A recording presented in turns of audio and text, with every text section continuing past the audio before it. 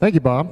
Good morning, everyone. We want to welcome you here to the Center of Unity. We hope you had a great Christmas. I know we did at our house. It was a lot of fun with all the kids, and we hope you did as well. And so we just want to invite you here this morning to experience this moment with us, experience these few minutes.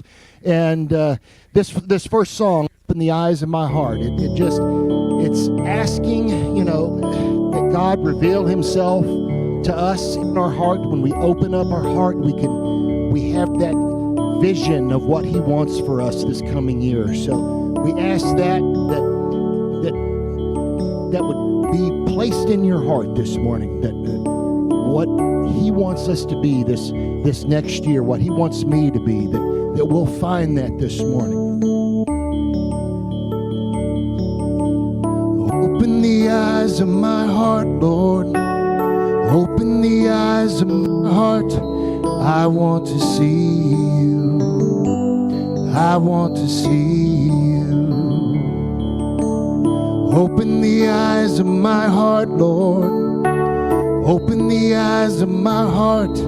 I want to see You. I want to see You. To see You high and lifted up, shining in the light of Your glory. Pour out Your power and love as we sing, holy, holy, holy. Open the eyes of my heart, Lord. Open the eyes of my heart.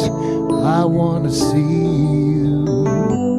I want to see You. Open the eyes of my heart, Lord. Open the eyes of my heart. I want to see You. I want to see You. To see You high and lifted up, shining in the light of Your glory. Pour out Your power and love as we sing, holy, holy, holy. Holy, holy, holy. Holy, holy, holy. Holy, holy, holy. I want to see You. Holy, holy, holy. Holy, holy, holy. Holy, holy, holy. I want to see You.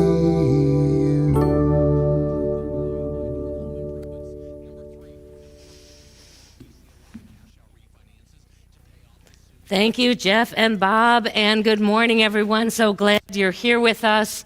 Whether you've been attending these Sunday experiences at Center of Unity for many, many years, or you're just now discovering us, we're glad that you're with us.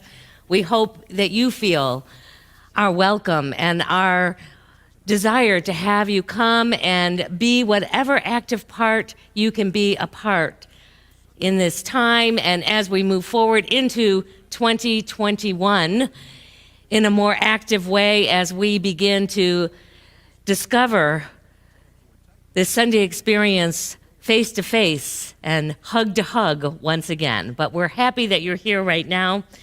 We indeed hope you had a wonderful Christmas celebration. I am so grateful to all the people who were here on Christmas Eve, who helped us present to you a beautiful experience of what that feels like to have and to celebrate new birth in our lives.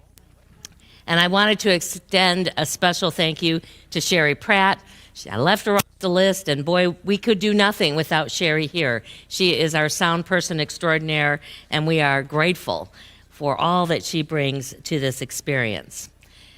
Today, we are going to open our hearts and our minds and our souls to how it is that we are being called to experience this upcoming year, who it is that we are being asked to embody. What is that quality that we want to express as we move through our daily lives? It's called the White Stone Ceremony. You're going to hear a little bit more about that in a little while, but I brought a few of my white stones here from previous years just to give you some idea. This one, in that year, I was being called to be spiritual support. One year, I was being asked to be willing, and some years I get two words. Willing and trust were my two ways of being in that particular year. This was authentic joy. I remember this year. This was the year after a very difficult year of loss. And I wanted to be and experience that authentic joy once again. Faith and oneness was another one of my years here. That's just to give you an idea. And you will need something to write on when we get to that place a little later in the service. So if you've gotten a stone through the Christmas care packages that we offered you, you'll want to have that out today and something to write on. Or you can just have a piece of paper and jot it down and then find your own perfect stone to add your word to, and keep it in a place that helps remind you of this day and what Spirit moved and asked you to step into. So we are grateful. We know it's going to be a beautiful morning.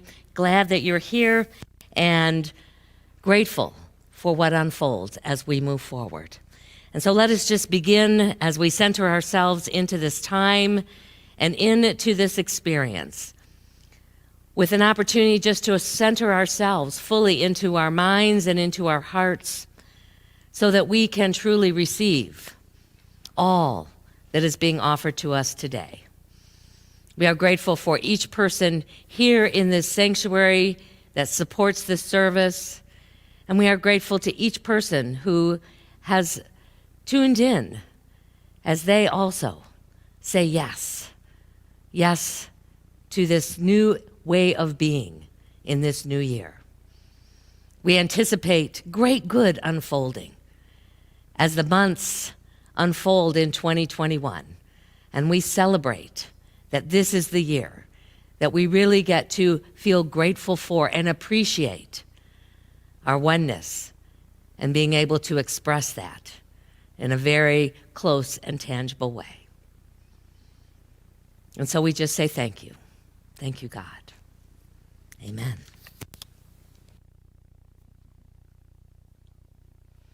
Thank you, Reverend Taylor. Here at Center of Unity, we have a mission and a vision statement. And I know you're asking yourself at 10:35 in the morning, what is a mission and vision statement? Simply put, a mission statement reflects the here and now, what we do in this reality. Ours is we inspire spiritual growth through prayer, education, and sacred service. A vision statement looks forward to how we see ourselves in the future. Ours is centered in God. We envision a world free of judgment and full of love. Vision is the dream, mission is the reality. Core values that support our mission help us reach our vision. Joy is one of our core values. The metaphysical meaning of joy is the happiness of God expressed through his perfect idea, man. Joy is strength-giving when the mind is fixed on ideas of the Spirit. The joy of the Lord is your strength.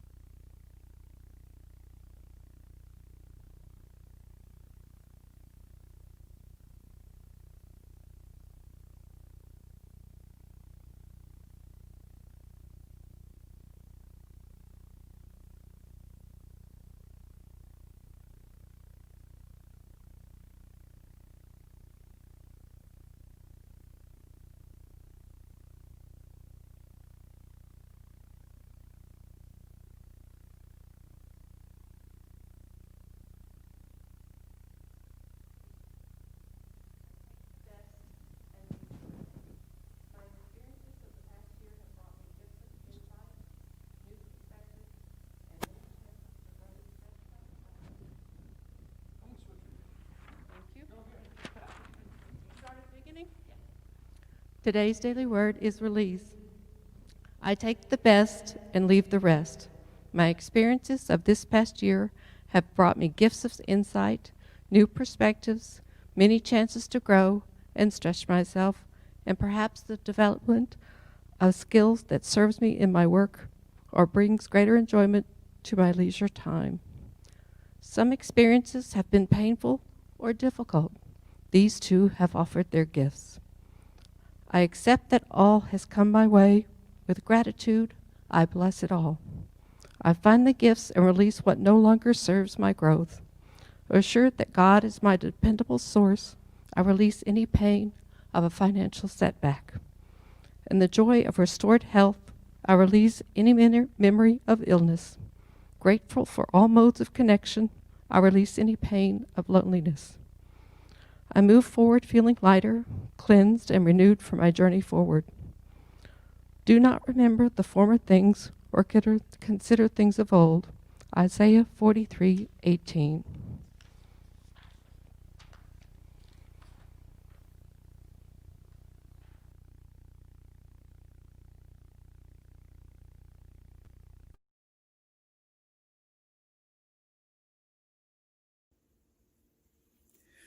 When peace like a river attendeth my way, when sorrows like sea billows roll,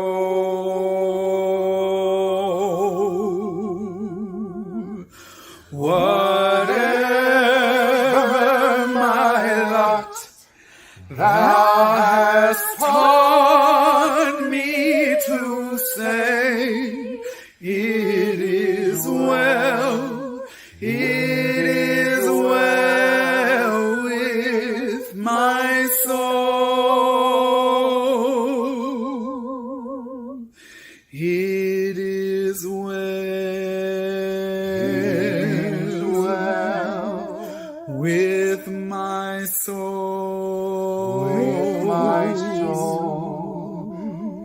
It is well, it is well with my soul.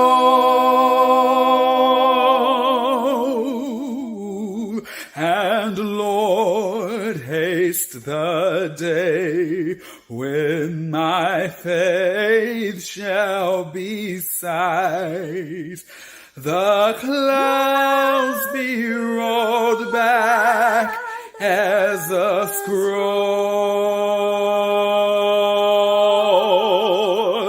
the trump shall resound, and the Lord shall descend. Even so, it is well with my soul. It is well with my soul. It is well, it is well with my soul. It is well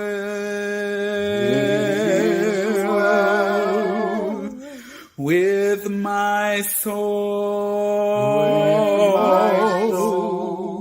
It is well, it is well with my soul.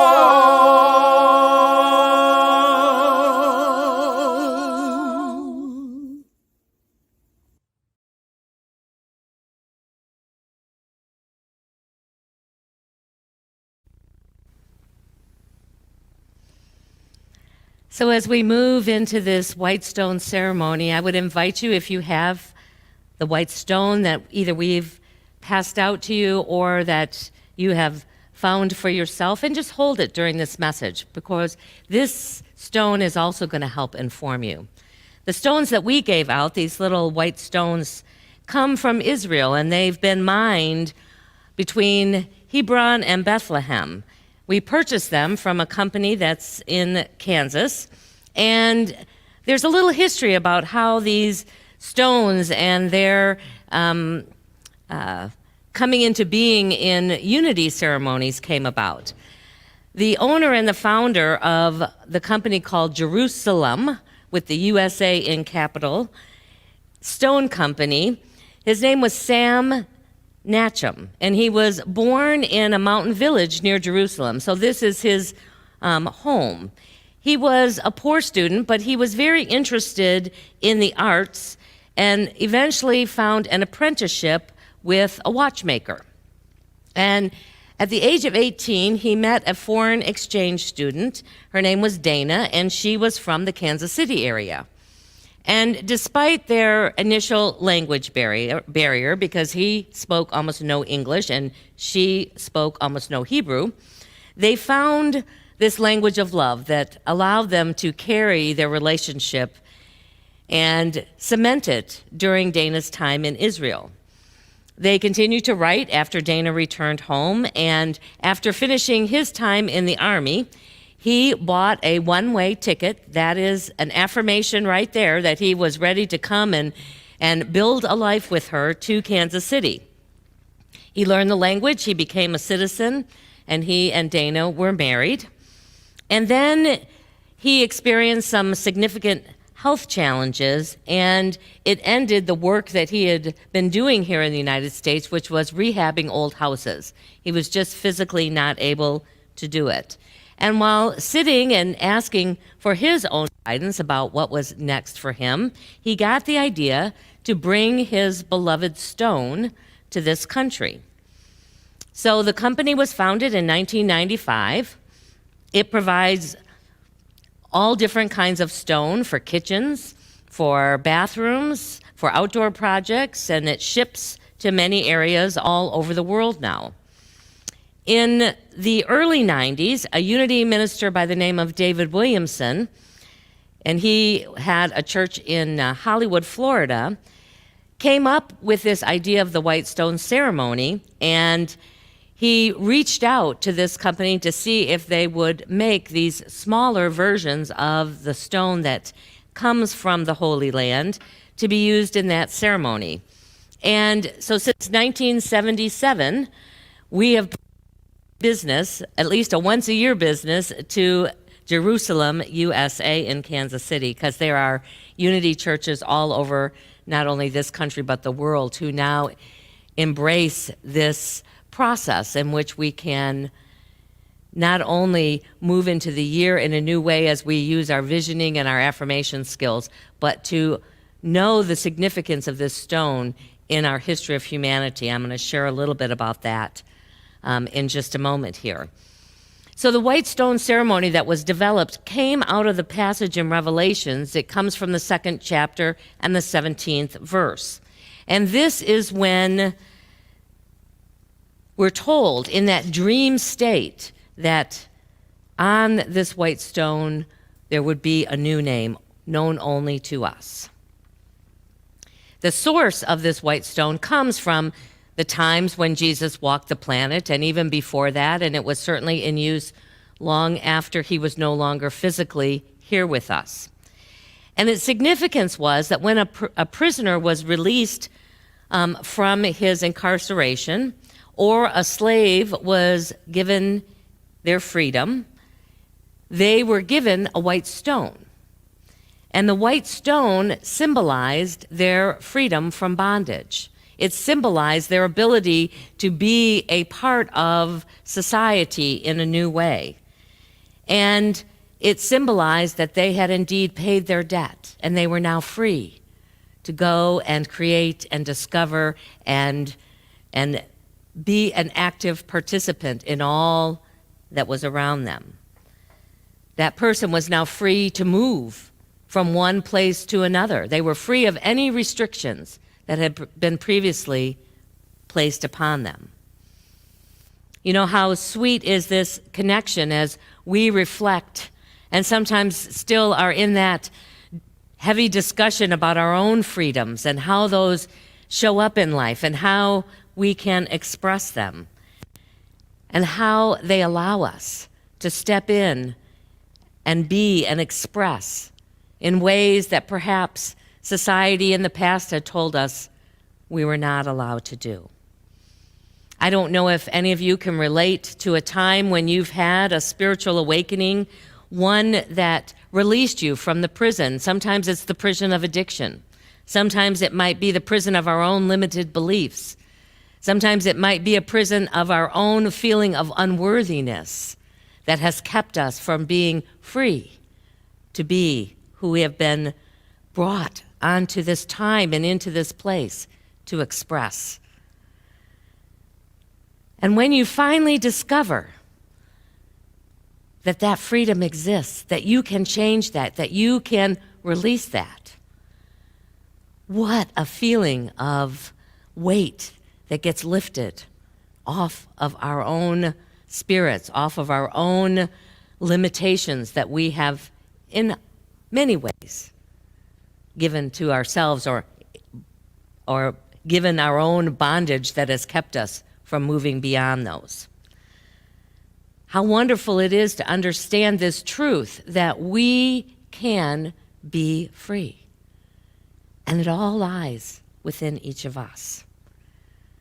Perhaps one of the greatest unity teachings that we offer is that we create, oftentimes, the prison that we feel ourselves confined by in our own minds, through our own thoughts, through our own feelings.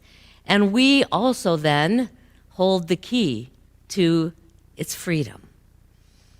It's certainly not something that's unique to unity. We see other great philosophers, others who have discovered this sense of freedom that perhaps they haven't even associated with God or with spirit. It's found in writers like Viktor Frankl. Even while he was imprisoned in a Nazi concentration camp, he knew that the one freedom he had left was the freedom to choose what he thought and how he felt. It is the one thing that they could not take away from him.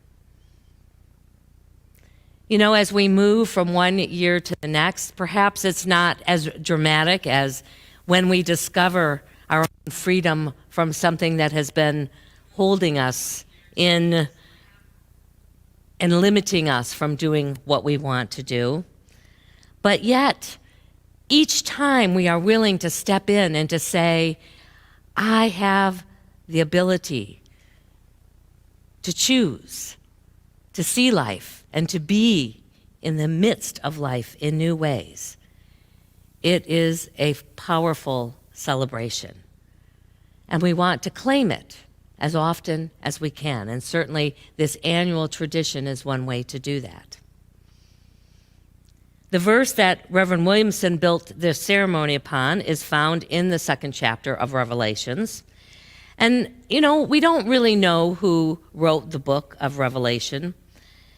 It's usually attributed to the Apostle John, but modern scholars who have studied the history of the Bible and the history of the times and the places that it was written in, doubts that anyone who was living in the time of Jesus actually wrote the book of Revelation, but it was written sometime later, and it was written in a time where the people were really feeling that sense of bondage. And it was a dream about how they would be released from that bondage through God.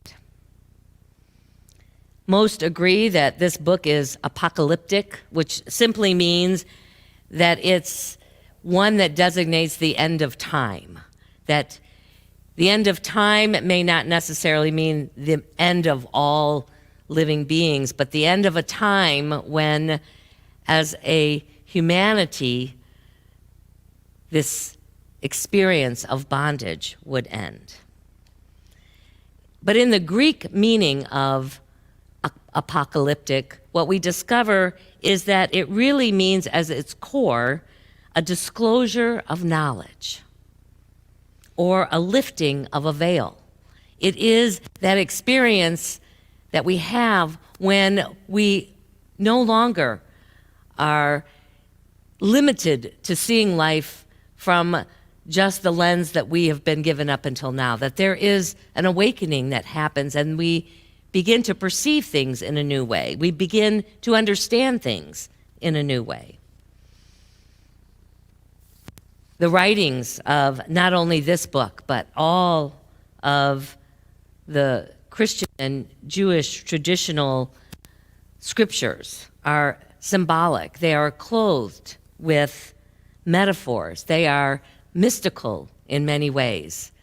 And they invite us to understand them in that same way. There was a belief in all of these writings that God, or the Christ, would return soon and would rid the world of all evil. Anyone that was embodying that evil would be released and either transformed or would simply fall away.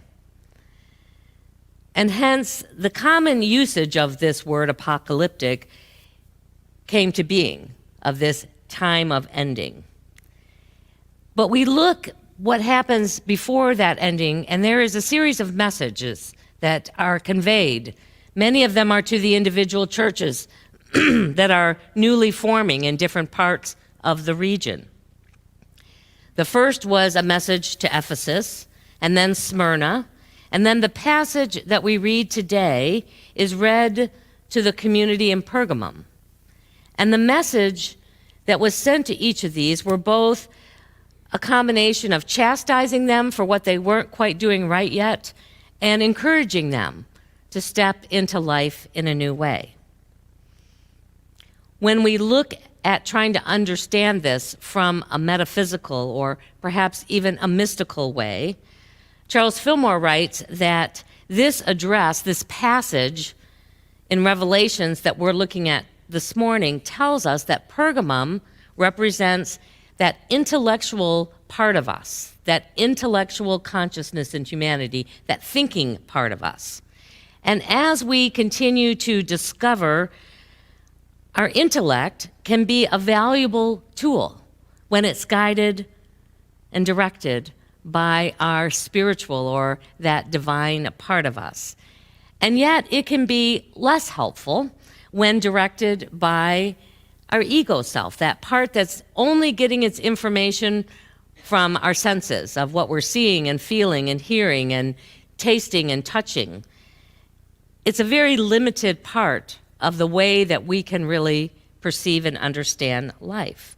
And so this passage is really to address the intellectual part of us, if we want to look at it from that metaphysical standpoint. And it starts out in this 12th chapter, noting that there have been many challenges that have tested our faith. Seems like it could probably be written today, given this past year we've been through. And then the author kind of takes them to task for continuing to worship the pagan god Balaam, and to continue to try and follow the teachings that that community had followed before they had become Christians under Nicolaitans. Nicolaitans. Those are hard words to say, not part of our usual common day language today. Because this was a time of transition for these early Christians. And they were trying to figure out how to both merge and separate themselves from what had been the traditions in that community up until then.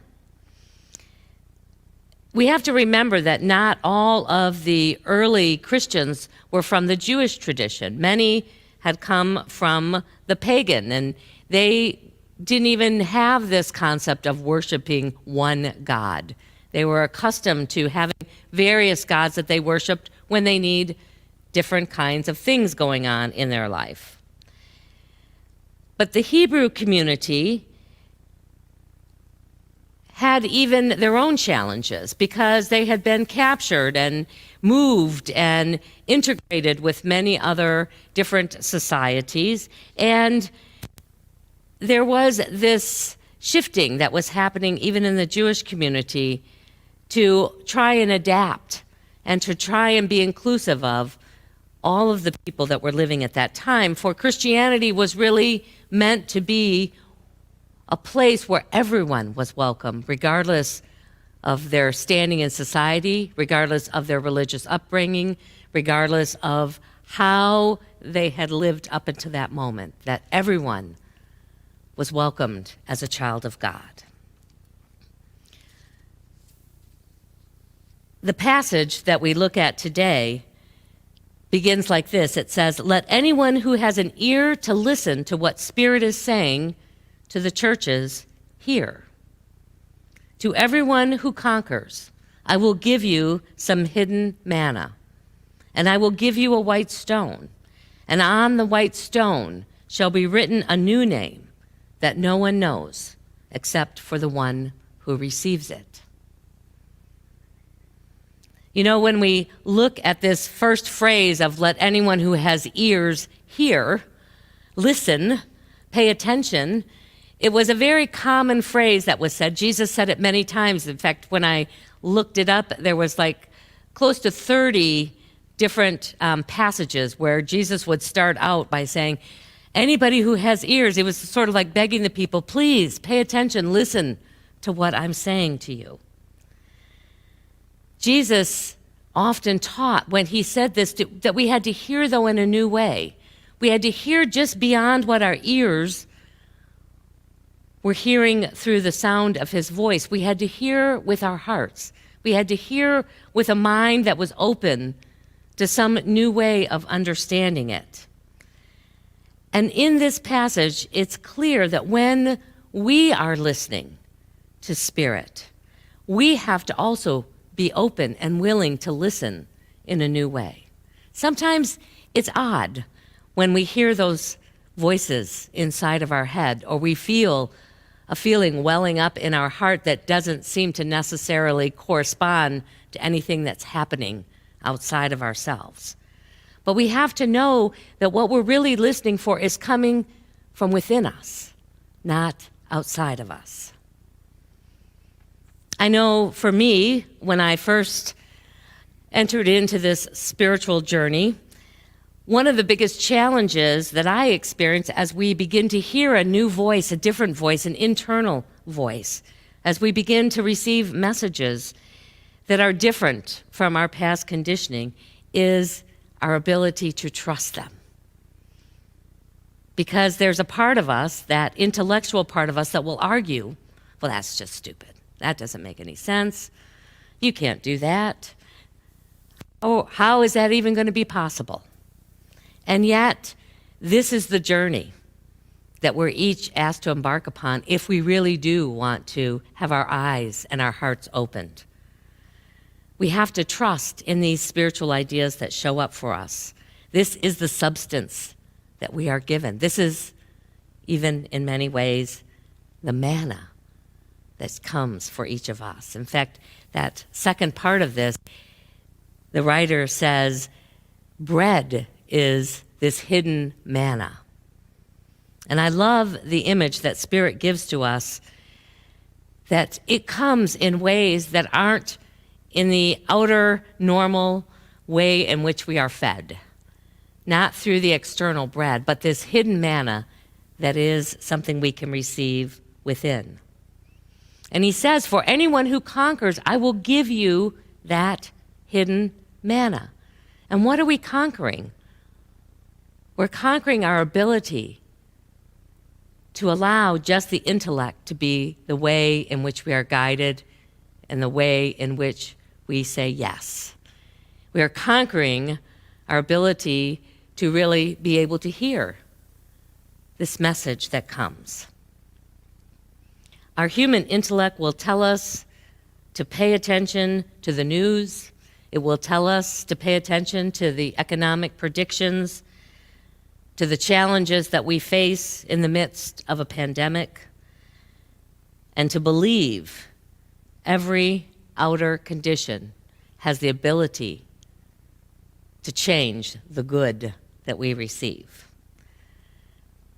But what we are here today, if it's the first time to say, yes, I'm willing to try that, or to invigor our faith to say, yes, I remember now that I have this inner resource that's available to me at all times, and that will, when I allow it, guide me to my highest good, and will let me know what's possible, even when the outer circumstances don't necessarily say that's true.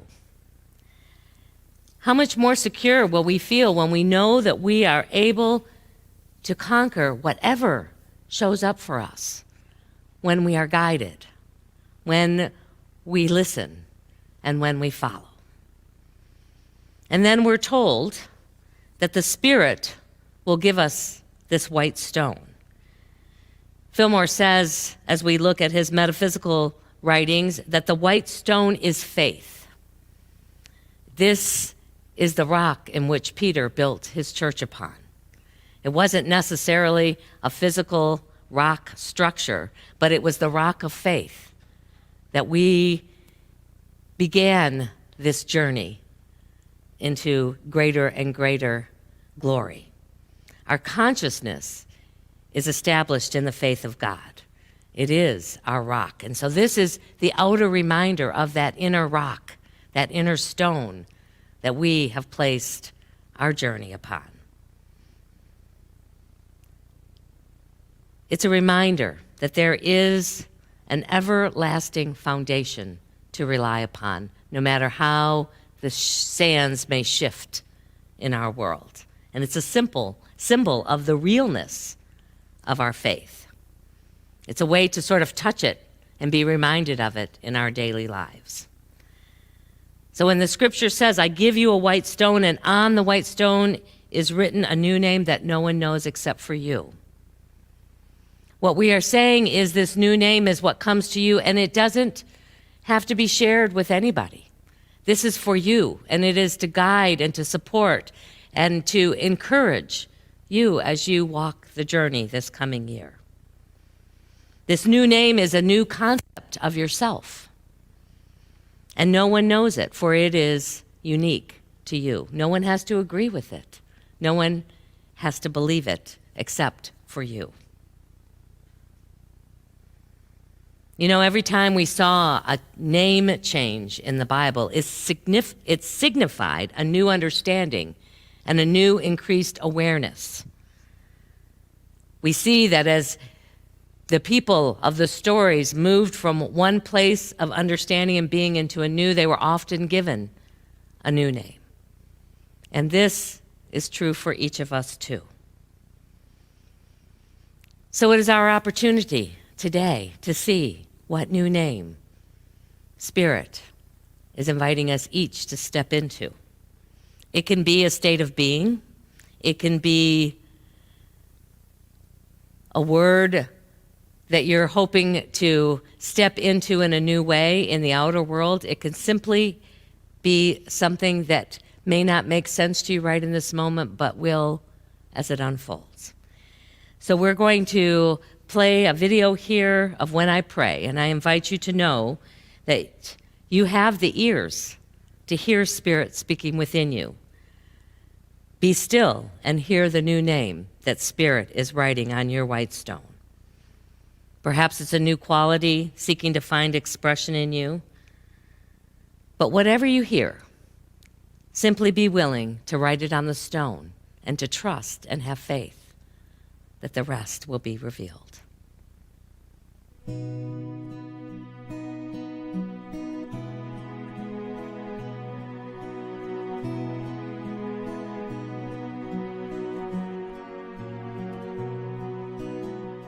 When I pray, I feel my heart go deeper, my heart go deeper into my God. When I pray, I feel my heart go deeper, my heart go deeper into my God. Right here, right now, right where I am, I pray.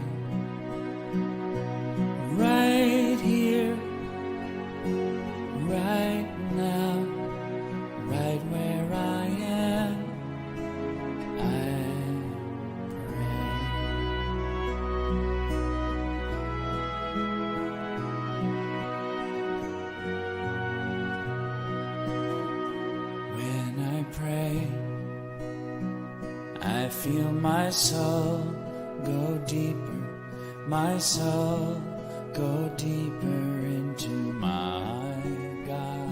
When I pray, I feel my soul go deeper, my soul go deeper into my God. Right here, right now, right where I am, I pray. Right here, right now, right where I am, I pray.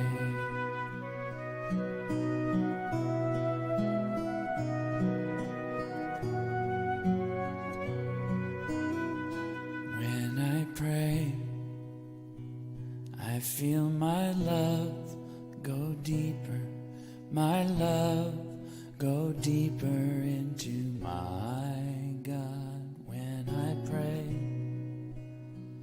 I feel my love go deeper, my love go deeper into my God. Right here, right now, right where I am, I pray. Right here, right now, right where I am, I pray. Right here, right now, right where I am, I pray.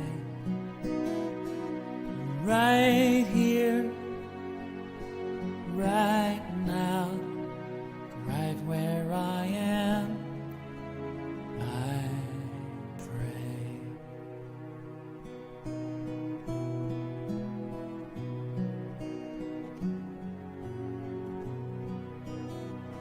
When I pray, I feel my heart go deeper, my heart go deeper into my God.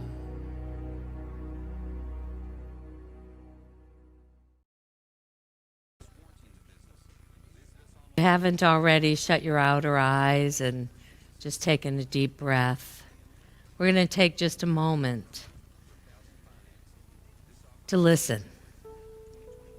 We'll just have a brief time in the silence and to allow whatever comes to mind and heart to be present. Perhaps you've already gotten your word or words. Just hold those and ask to be guided each and every moment, each and every day, to being that full expression of them. Let's just take a moment in the silence.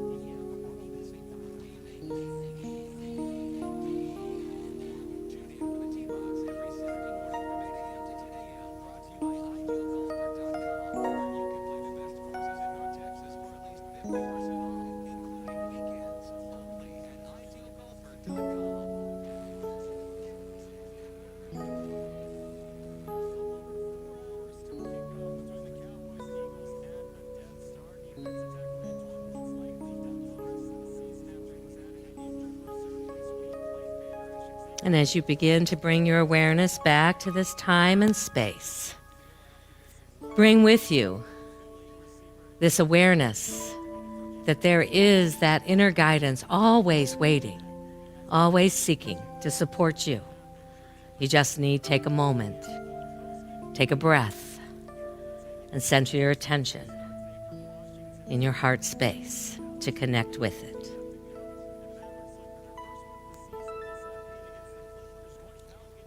So see how it unfolds for you in this coming year. Be aware of when and how this word or these words come to mind, because they're there as a gentle reminder for you. Let Spirit continue to guide you in becoming and embracing this new name. For me, I will just share with you, because you can remind me at times. I got two. The first is heartfelt communication. This is who I'm here to be this year, and clear vision. To be here for myself, and I pray to be here for this community. And trust that no matter what is unfolded in your past, that this white stone, this ceremony signifies a clean slate, a new beginning, and freedom from all that has happened before. So I invite you to join with me, and let's affirm and let's own that for ourselves as we move into this new year. Let's see, we're going to put it up on the screen, and then we're going to speak it together. If you can read that, join with me. I am grateful that I begin this year with a clean slate. I embrace this new name given to me by Spirit and celebrate my unfolding good. Thank you, God. Amen.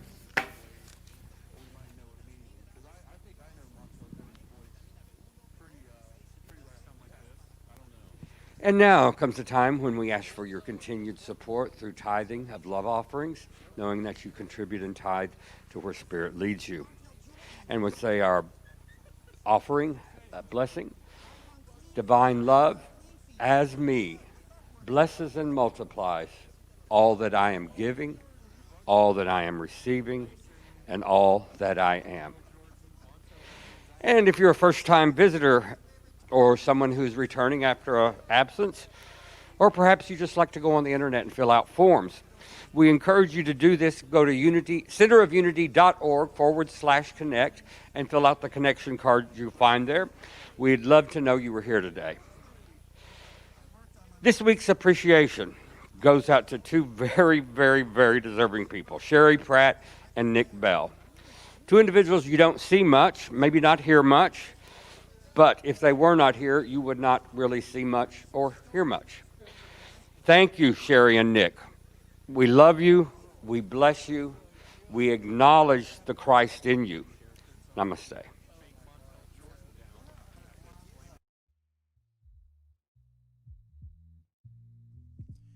Here's what's coming up at Center of Unity. All members should have received a renewal card in the mail. If you didn't, please contact the church office. These cards are due back at the church by December 28th in order to be a voting member at our annual meeting in January.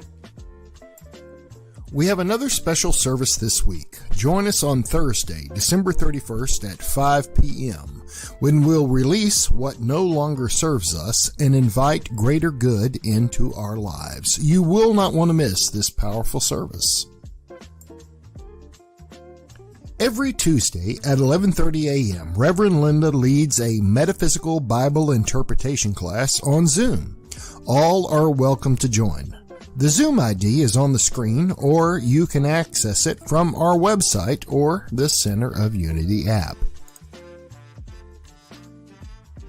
It's time again for our Friday Fellowship and Fun. Join us on Zoom on January 8th when we'll celebrate Elvis's and Mary Salerno's birthday with games and fun.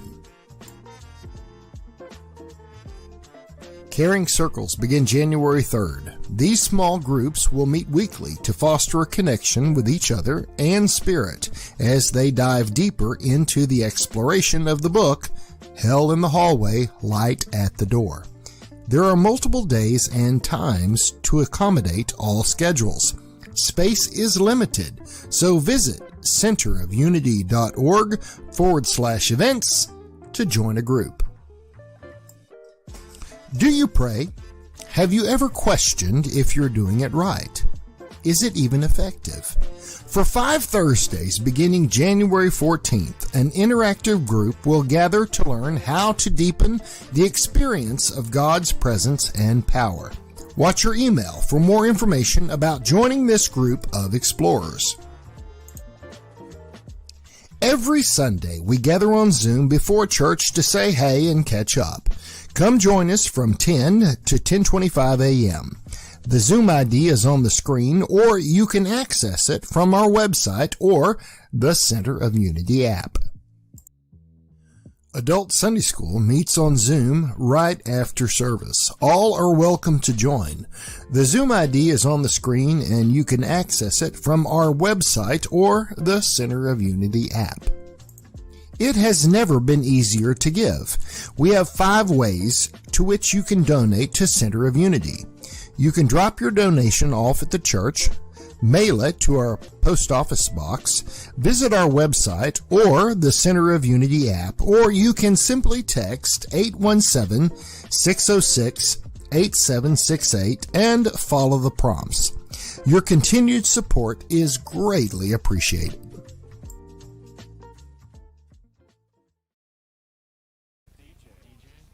We want to thank everybody for being here again today. Reverend Linda, thank you so much for that inspiring word this morning. We hope that each of you got that message and that thing that you could write on your stone that's going to take you through the new year. So, Bob, why don't we do our peace song together?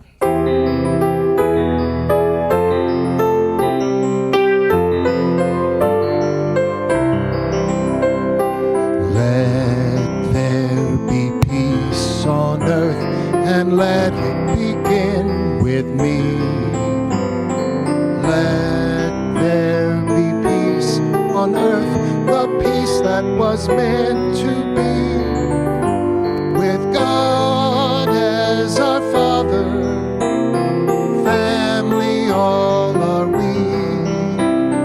Let me walk with my family in perfect harmony.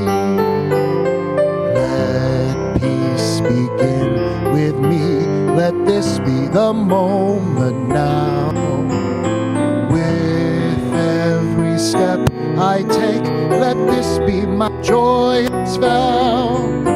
To take each moment and live each moment in peace eternally.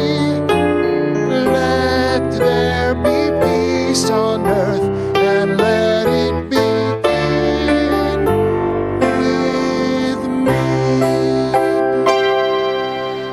And so as we go into this day, into this new week, into this new year, we go knowing that we have been given a new way to be and to express in our world. And we do it all knowing our prayer for protection together. The light of God surrounds us. I am the light of God. The love of God enfolds us. I am the love of God. The power of God protects us. I am the power of God, and the presence of God watches over us. I am the presence of God. Wherever we are, God is, and all is well. Have a beautiful week. See you here on New Year's Eve.